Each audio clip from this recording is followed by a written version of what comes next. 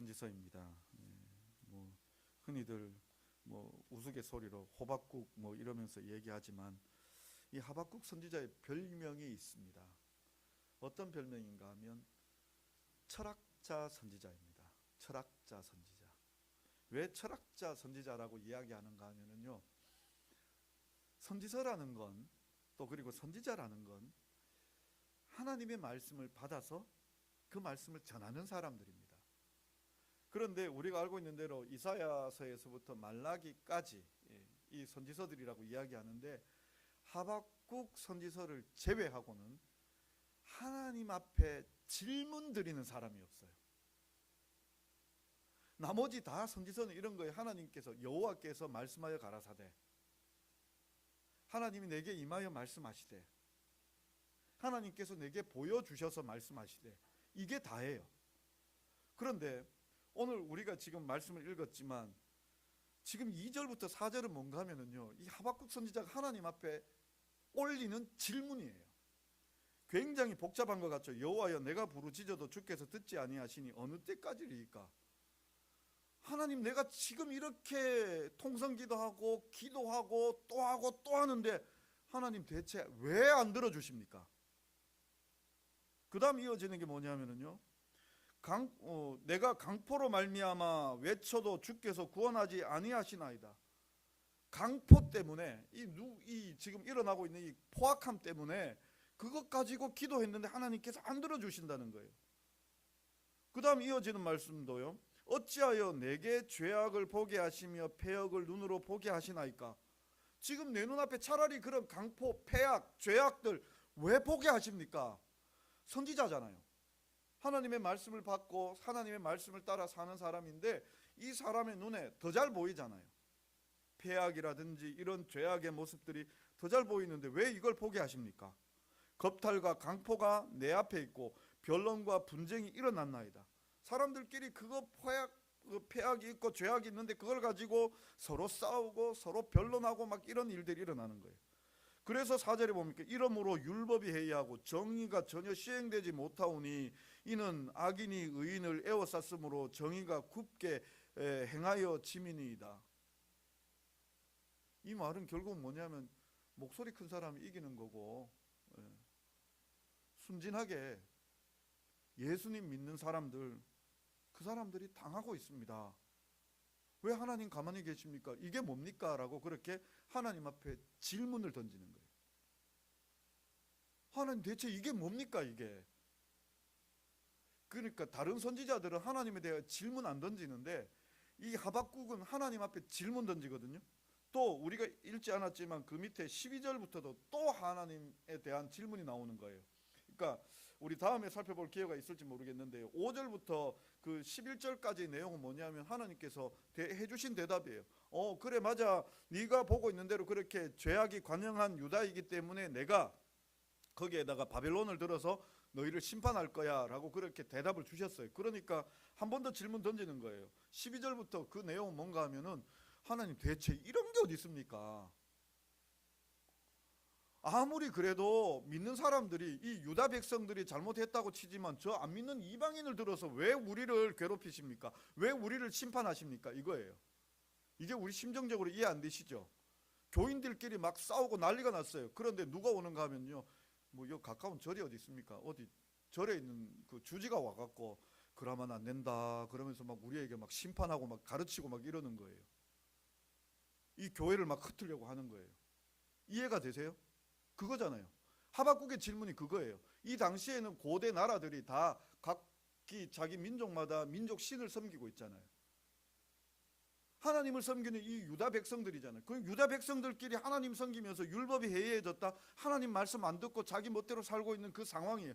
그런데 어떤 나라가 와서 심판을 하는가 하면 하나님께서 직접 나타나셔서 심판하는 게 아니라 이방 우상을 섬기는 민족이 쳐들어 올라와서 이 유다를 짓밟아 버리시겠다라고 그 말씀을 주신 거예요. 그러니까 하박국이 질문하고 있는 거죠. 대체 이런 법이 어디 있습니까? 그래서 또 2장으로 넘어가 보면 하나님께서 또 대답을 주시거든요. 그러니까 그래서 이 하박국을 선지자 철학자 선지자라고 그렇게 이야기하기도 합니다. 참 이런 면에서 보면요, 우리도 신앙생활 하다가 보면 하나님 앞에 질문을 던지셔야 돼요. 질문을요. 하나님 앞에 질문 던지시면요, 그 질문에 하나님께서 분명하게 답을 주십니다. 답을 주셔요. 근데 문제는 뭐냐면 우리가 질문을 안 하고 있다라는 거죠. 안 하고 있다라는 거예요. 분명히 우리 눈앞에 펼쳐지는 상황은 뭔가 하면요, 불합리, 부조리, 설명되지 않는 현상들이 너무나 많아요. 지난주 중에 저의 SNS에 이런 글이 올라왔어요. 어떤 건가 하면 한번 들어보십시오. 제목이 어느 목사의 죽음입니다. 목사 점점점점 누가 알아주지 않는데도 줄곧 교회만 지켰습니다. 연말 당회 1박 2일 동안 연일 쏟아지는 장로들의 질타에는 자신이 능력이 부족해서 그렇다고 말하고 계속 고개만 떨구었습니다. 막혀서 터질 것 같은 가슴을 움켜쥐고 그렇게 한밤을 보내다가 새벽이 오기 전에 쓰러져서 영영 일어나지 못했습니다. 담임 목회 15년 끝에 사랑하는 아내와 아들, 딸 남기고 56세로 세상을 등졌습니다. 뭐 더 이상 읽어드리진 않겠습니다. 이 사실이 내용인지 이 글이 사실인지 아닌지 금방 사실이라는 것이 올라왔습니다. 왜냐하면 이거 당하신 분이 제가 정말 친한 목사님, 형님이라고 부르는 제 동기 목사님이 계신데 그 목사님과 가까운 교회예요. 얘기를 들어보니까 이런 내용이에요. 연말 당회하고 또 계속해서 그 연말 업무에 지쳐 있는데 이게 스트레스가 되시는데도 불구하고 몸에 좀 독감기도 좀 있었고 그럼에도 불구하고 집에 내려가시지 아니하시고 목양실에 계셨어요. 근데 이제 목양실에 계셨는데 사모님이 새벽에 새벽 기도하러 예배당에 오셨다가 새벽 기도 강단 올라와야 될 목사님이 안 오시니까 목양실 가보니까 이미 이제 소천해 하신 거죠. 이 글을 보면서요, 일단 마음에 딱 드는 게 당회라는 단어가 딱 나오니까 사람들이 생각하기를 이런 거죠. 왜 목사님을 이렇게 당회 장로님들이 이렇게 했을까? 사모님은 또 뭘 했나? 목사님 안 들어오시면 몸 안 좋으시면 또 목사님 스스로는 또 왜 그렇게 몸이 안 좋으시면 또 그리고 그 당회 그 장로님들이 그렇게 압박을 한다 할지라도 좀 훌훌 털어버리셨으면 안 되었나? 이런저런 생각이 들었어요. 그러면서도요, 제가 참 간사하죠. 무슨 생각이 들었는가 하면 저를 이만큼 압박 안 해주셔서 너무 감사합니다. 네. 그리고요, 제가 이제 새벽기도 마치고 7시 넘어 이제 7시 반이나 이렇게 되어도 집에 안 들어가면요, 제게 전화가 옵니다. 안 들어옵니까? 예, 저를 불러주는 사모가 있어서 감사했습니다. 참 간사하죠. 나약하죠. 그러면서도 이와 또 상반되게 어제 저녁에 또 어느 대구에 있는 후배 목사님인데 전화가 왔어요. 전화가 왔는데 그 교회는 원래 부교역자들이 한 서너 분은 계셔야 될 교회인데 부목사님을 또 부교역자를 못 구하셨어요. 그래서 혼자 사역하세요. 한 100여 명 넘어가는, 그러면서도 교회당은 큰 그런 교회인데 부목사님이 구할 수 없어서 혼자서 북치고 장구치고, 그 목사님 표현으로 목사님 저 북치고 장구치고 다 합니다라고 그렇게 얘기하고 있어요. 근데 이 친구가요, 새벽 기도뿐만 아니고 정말 그 친구 열심히 특심하거든요. 새벽 기도뿐만 아니고 저녁 기도도 만들기로 했다는 거예요. 내년부터는 저녁 기도도 하기로 했습니다. 제가 이 카톡 봤잖아요. 그러니까 제가 그 친구 보고 그랬어요. 하지 마라. 안 된다, 하지 마라. 에이 목사님 요즘 그거 해야 돼요. 그러면서 그렇게 얘기하더라고요. 그래서 그랬어요. 그거 정말 목사님 좋아서 하시는 겁니까? 라고 그렇게 물었어요. 물으니까 목사님 저 이거 너무 좋아요. 그래서 확인차 한 번 더 물었어요. 목사님 이제 스트레스 안 되겠나? 스트레스 되거든, 하지 마라 라고 그렇게 얘기했어요. 그런데 안 된대요. 괜찮대요. 그러면 해라 그랬습니다. 조금 큰 교회, 그 큰 교회에 혼자서 부교역자도 없이 혼자서 하고 있고, 그것도 새벽 기도하고 저녁 기도하고. 죄송합니다. 저는 그래 뭐합니다. 저를 그렇게 압박하지 마십시오. 근데 좋아서 그렇게 하겠다는 겁니다. 상반되는 거죠. 어느 게 오는 걸까요? 그러면서 이런저런 생각이 들었습니다. 교회 성장하려고 하면은요, 좀 나쁘게 표현하면은요, 목사님들이 좀 성격이 좀 날카로워지셔야 됩니다. 제가 알고 있는 소위 말하는 1000명 넘어가는 대형 교회들 목사님들 보면은요, 우리 성도님들 보시기에는 다들 유하고 부드러우신 것 같죠. 부목사님들에게 정말 한번 진지하게 물어보십시오. 담임 목사님 좋으신지. 제가 전도사 때요, 그때는 분당 우리 교회 없었습니다. 분당에 있는 어느 교회, 유명한 교회가 있었습니다. 분당 우리 교회 아니라는 얘기입니다.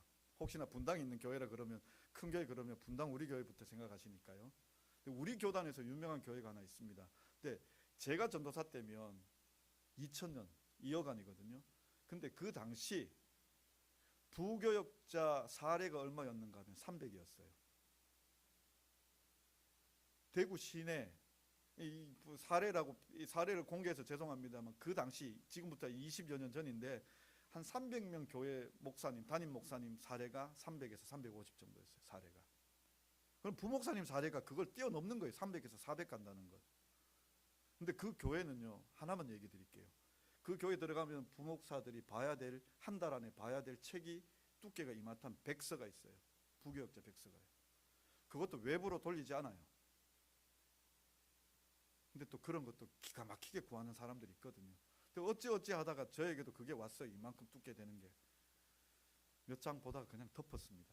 그걸 우리 안동 제자교회까지 저도 꾸역꾸역 그걸 가지고 왔는데요, 몇 년 전에 버렸습니다. 근데 그 교회가요, 정말 빡빡해요. 목사님들 석 달 안에 링거 꼽아야 된다라고 얘기하는 데입니다. 그만큼 돌리기 위해서는 담임 목사님은요, 성도님들에게는 한없이 임자하신 분이시지만요, 좀 나쁜 얘기로 부목사님들 잡아 족쳐야 됩니다. 그럼 그 부목사님은요, 이게 목회인가 싶습니다. 이게 목회인가? 어느 게 옳을까요? 이번 주 기독신문에 보면은, 우리 교단지가 기독신문입니다. 기독신문에 보면은 성도님들이 원하는 목회자 상이 있어요. 어떤 건가 하면은요, 설교 잘하는 목사님도 아니에요. 첫 번째가 뭔가 하면은 인품 좋으신 목사님이에요. 참 상반되죠. 인품 좋으신, 우리 성도님들이 가지고 계시는 그 인품 좋으신 목사님으로는요, 교회가 성장 안 해요. 성장 안 하면은요, 이게 참 쳇바퀴 물듯이 아이러니하고 이게 참 안 맞아요. 불균형이에요. 성도님들 마음속에도 우리 교회가 점점 많아지고 커져가는 교회가 되었으면 좋겠다라고 얘기한다면, 좀 나쁘게 표현하면 제가요, 우리 성도님들을 칼지게 몰아붙여야 돼요. 그러면요, 매일 전도하고 왜 안 나왔냐 막 그렇게 질문하고 막 좀 이런 표현을 써서 죄송합니다만, 닥달하면은요, 분명히 우리 교회는 성장하게 되어 있습니다. 교회들이 그렇게 성장해 갈 수 있어요. 근데 정작 원하시는 목사님은 어떤가 하면은 인품 좋으신 목사님이에요. 어느 게 맞을까요? 하박국 선지자에게 이 똑같은 마음이 되는 거예요. 하나님 뭐가 맞습니까? 하나님 뭐가 맞습니까? 저는 우리 성도님들을 두고 이렇게 기도할 때예요, 저도 물론 우리 교회가 커져가기를 원합니다. 그런데 제일 문제는 이거예요. 하박국을 보다가 물론 결론에 가보면 하박국 선지자가 이런 고백 내잖아요. 우리 3장 17절부터 한번 보시죠. 3장 17절, 그 유명한 구절입니다. 우리 같이 한번 읽을까요? 17절부터 우리 18절까지 우리 같이 읽겠습니다. 비록 무화과 나무가 무성하지 못하며 포도나무에 열매가 없으며 감람나무에 소출이 없으며 밭에 먹을 것이 없으며 우리의 양이 없으며 외양간에 소가 없을지라도 나는 여호와로 말미암아 즐거워하며 나의 구원의 하나님으로 말미암아 기뻐하리로다. 아멘. 지금 이 하박국 선지자가 하나님 앞에 질문 던지고 난 다음에 중간에 지금 내용을 좀 한번 말씀드리자면 하나님을 만났어요. 제대로 된 하나님을 만났어요. 그래서 만나고 나니까 3장에서 찬송하는 거예요. 나 아무것도 없어도 됩니다. 하나님 한 분만으로 만족합니다. 이 고백이 나오는 거예요. 우리 진짜 뭔가 하면요, 교회가 커져가는 것도 진짜가 아니고요, 우리가 기도를 오래 하는 것도 진짜가 아니고요, 이렇게 예배가 예배를 예배하는 이것도 진짜가 아니고요, 기도를 하든 말씀을 보든 예배를 드리든 무엇을 하든 하나님을 경험하는 것이 이게 진짜입니다. 이게요. 우리 삶은요, 아이러니해서 설명이 안 돼요. 설명이 안 되는데 하나님을 만나면 설명이 되어져요. 하나님을 만나면 이해가 되어져요. 그러기 위해서 우리가 힘쓰고 애써야 하는 게 뭔가 하면요, 하나님을 만나기를 간절히 구해야 됩니다. 제가 기도하는 게 뭔가 하면 이런 겁니다. 하나님, 오늘 제 설교의 가운데에도 이 설교가 논리로 우리 성도님들을 이기지 않게 해주시옵소서, 감동으로 우리 성도들 이기지 않게 해주시옵소서, 교훈으로 가르치지 않게 해주시옵소서, 생명이 있게 해주시옵소서, 생명이 있게 해주시옵소서. 하나님 말씀 듣고 정말 그 말씀으로 말미암아 생명이 살아나게 해주시옵소서. 이게 저의 기도예요. 우리 성도님들이 참으로 오늘 이 말씀을 들으시면서 하박국처럼 하나님 앞에 질문하시길 원합니다. 하나님 앞에 질문하셔야 됩니다. 우리 성도님들이 처해 있는 각자의 환경이 다 다르잖아요. 직장에 문제가 있을 수 있고요, 가정에 문제가 있을 수 있고요, 개인의 어떤 건강이나 여러 가지 인간관계에 문제가 있을 수 있고요. 하나님, 대체 나에게 일어나고 있는 이 문제는 무슨 뜻입니까? 하나님 앞에 질문하셔야 됩니다. 그 질문하시면 하나님께서 분명히 우리에게 답 주실 겁니다.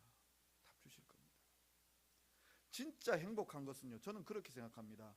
진짜 행복한 것은 우리가 뭔가 되어진 것이 아니라 되어져 가는 과정입니다. 어느 분이 쓴 글에 보면은요, 사람들이 놓치고 지나가는 게 부자가 되면 행복하다라고 생각하는데 부자가 되어도 행복하지 않다라는 거예요. 진짜 행복한 건 뭐냐면은 그 되어져 가는 과정이라는 거예요. 그 글을 읽고 난 다음에 곰곰이 생각해 보니까 그런 것 같더라고요. 보세요. 우리 얼마가 있으면 행복할까요? 10억? 100억? 그 이상의 돈들? 만약 그 이상의 돈들이 있으면 행복할까요? 그 이상의 돈들을 가지고 있는 사람이라 할지라도 불행한 사람들이 있습니다. 왜일까요? 그러면요, 막대한 부를 축적하면 다 행복할 거라고 생각한다면 그 부를 축적한 사람은 행복해야 되는데, 행복하다고 질문 던져보면 그 사람들이 행복하냐? 그럼 반대도 되어야죠. 가난한 사람은 불행하다는 결론을 가지고 있어야 되는데, 그 가난한 사람들에게 질문 던졌을 때 당신 불행합니까? 라고 얘기할 때 아니다라고 대답하는 사람들도 많이 있습니다. 그 글에서 얘기하고 있는 대로 그 과정이라는 것은 한번 생각해 보십시오. 단칸방에 월세로 살고 있다가 월세지만 방 2칸이 되어졌을 때 뭘 느낍니까? 행복을 느끼죠. 그 2칸에서 다시 또 뭐 전세가 되어지고, 전세가 내가 이제 내 집을 마련하게 되어지고, 그 가는 과정 속에서 행복을 경험하잖아요. 학생들의 공부도 마찬가지죠. 꼴등하다가 1등 되면 행복할 것 같은데 그 1등 되면 그 1등 된 것 가지고는 행복 안 해요. 진짜 행복한 건 뭐냐 하면은요, 알아가는 거예요. 저는 시험지 받았을 때 아무것도 모르겠다가 시험지 딱 받았는데 이거는 내가 풀 수 있겠다, 이건 내가 할 수 있겠다, 답이 보이고 풀려질 때 그 희열들이 있잖아요. 특히 수학이나 영어 같은 경우, 이거 정말 중고등학교 때 경험해 보셨겠지만 공부 안 되어 있으면은요, 보는 순간 답답합니다. 내가 풀 수 있는 문제 일단 딱 앞 보고 뒤 보고 내가 풀 수 있는 문제 딱 보면 몇 문제 없으면 가슴 답답하잖아요. 영어는 이렇게 보면은 안 읽혀지잖아요. 안 읽혀지는 게 대부분이면 그냥 한숨부터 딱 나오잖아요. 그런데 공부가 되어지면 영어가 읽혀지고 수학을 보는 순간 딱 이거 이렇게 푼다라고 방식이 딱 나와서 그 문제 쫙 풀려질 때 기쁘잖아요. 알아간다는 기쁨이 있잖아요. 내가 꼭 1등 안 해도 내 성적이 지난번보다 나아지고 있구나, 이걸 경험하고 내 실력이 쌓여져 가고 있구나, 이걸 경험할 때 우리가 행복해지잖아요. 교회라는 것도 마찬가지고 우리 신앙이라는 것도 마찬가지라고 생각이 되어집니다. 우리 교회가 100명이 된다고 행복하겠습니까? 1000명이 된다고 행복하겠습니까? 그 속에서 정말 우리가 바른 길 걸어가며 하나님의 임재를 경험하고 하나님과 함께함을 경험하고 하나님의 은혜를 경험하면서 서로 그 하나님 살아계심을 서로 이야기하며 그렇게 쌓여져 갈 때, 그 능력이 나타날 때, 이때가 행복한 거 아니겠습니까? 왜 우리 권사님들이나 장로님들이 앉아갖고 이런 얘기 하시잖아요. 우리 전에는 좋았는데 그 전에가 언제입니까? 뭐 할 때입니까? 성장하는 과정 속에 있을 때였잖아요. 우리가 주일학교 교사하면서 나가서 전도하고 아이들 데리고 그 수련회 가고 그러면서 이 고생하고 저 고생하고, 근데 그때가 좋았다라고 얘기할 때 그때 그렇게 하면서 아이들이 변화되어지고 하나님이 우리의 기도를 들으시며 응답해 주시고 그 경험들이 있어서 그런 은혜 가지고 좋았다라고 얘기하죠. 지금은요, 안 나가는 것 같잖아요. 성장 안 하는 것 같잖아요. 여전히 그 자리에 있으면서도 우리가 그냥 타성에 젖어서 그러려니 하고 살잖아요. 그러려니. 질문이 사라져버렸죠. 질문이. 하나님에 대하여 질문도 사라져버리고 내 삶에 대하여 질문도 사라져버리고 하나님을 기대하고 소망하는 것들이 다 사라져버리고 그 질문이 사라져버리니까 하나님의 임재에 대한 간절한 열망도 사라지는 거죠. 하박국 선지자가 지금 그 먼저 하나님의 말씀을 받은 게 아니라 먼저 질문을 올리고 있어요. 질문을. 하나님, 이게 대체 뭡니까? 이게. 내 눈앞에 왜 이런 일들이 벌어지게 하십니까? 왜 이런 걸 보게 하십니까? 나 속 뒤집어집니다. 그 말씀이죠. 그래서 하나님 앞에 기도하니까 하나님께서 거기에 응답해 주십니다. 하나님의 응답을 듣고 하나님, 이건 또 아니잖아요 라고 또 기도하고 있어요. 또 하나님 앞에 질문하고 있어요. 하나님, 대체 이게 옳은 거 맞습니까? 이게 이 방법이 맞습니까? 라고 얘기하니까 하나님께서 거기에 대해서 또 나타나 주셔서 말씀해 주시잖아요. 바벨론도 결국은 내가 사용하는 막대기일 뿐이고 장차 내가 하나님의 나라, 하나님의 뜻을 세우겠다라고 말씀하실 때 그 하나님의 임재를 경험하잖아요. 하나님의 약속을 경험하잖아요. 그래서 우리가 외양간에 소가 없고 아무것도 없어도 내가 하나님으로 인하여 만족하겠다라고 얘기하죠. 근데 진짜 중요한 구절이 하나 있어요. 뭔가 하면요, 3장 보시면 3장 2절에 의인은 믿음으로 말미암아 살리라. 뭐로 산다고요? 믿음으로 말미암아 살리라. 하나님 살아계심을 경험하고 하나님이 우리를 돌보시고 계신다라는 것을 경험할 때 그 믿음으로 사는 거예요. 그래서 결론 내리는 게 나는 하나님 한 분으로 만족합니다. 이해가 안 되어지고 깨달아지지 아니하고 이 상황이 답답하고 정말 뭐라고 얘기 안 되지만 하나님 한 분 때문에 제가 만족합니다라고 이야기하는 거예요. 우리 성도님들이요, 우리가 정말 이 시대를 바라보면서 또 그리고 우리의 삶을 바라보면서 우리의 상황들을 바라보면서 하나님, 제가 어떻게 해야 될까요? 하나님 어디 계십니까? 라고 질문하셔도 됩니다. 그리고 하나님을 구하십시오. 하나님을 구하시고 또 찾으십시오. 그렇게 구하고 찾을 때, 그 질문 던질 때 그때가 내 신앙이 성장해 가는 과정 속에 있고 그렇게 과정 속에서 하나님이 만나 주실 겁니다. 그 만남을 통하여 우리는 더욱더 하나님에 대하여 은혜를 경험하게 될 것입니다. 우리가 하나님 오심을 이렇게 기억하고 또 만나고 있는 이 시간에 뭐든지 다 질문하시면 됩니다. 하나님, 제가 하나님을 알게 해주십시오. 다 질문하셔도 됩니다. 그리고 그 질문을 하나님 앞에 응답을 얻으실 수 있길 바랍니다. 그러면 하나님께서 우리의 삶을 더욱더 성장, 성숙시켜 주실 것이고 참으로 우리의 이 고백, 의인은 믿음으로 말미암아 살리라라는 이 고백이 나의 고백이 될 것이며 더 나아가서 이 세상 눈에 보이는 것, 손으로 만지는 것, 내가 육체로 만족할 수 있는 것을 뛰어넘어 하나님 한 분만으로 만족하게 하시는 그 하나님의 은혜를 우리가 경험하게 될 것입니다. 이건요, 누구에게도 빼앗길 수 없는 겁니다. 저는 그런 은혜를 우리 성도님들이 경험하실 수 있기를 간절히 소망합니다.